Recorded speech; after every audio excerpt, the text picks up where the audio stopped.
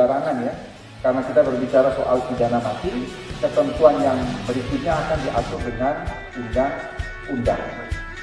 Saya kemarin terperanjat Bapak Ibu ke lapas Banda Aceh itu, saya baru tahu bahwa di Banda Aceh ini terpidana mati dan terpidana seumur hidup itu ada 60 orang, itu sangat banyak.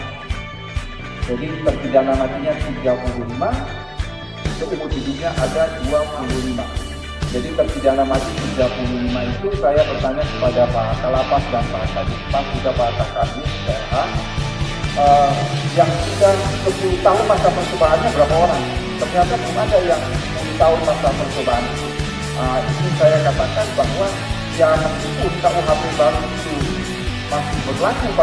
masih akan berlaku pada tanggal 2 Januari 2026, tetapi apapun itu terpidana, terdakwa, tersangka memang harus diuntungkan dari aturan baru apabila itu lebih menguntungkan dari aturan sebelumnya.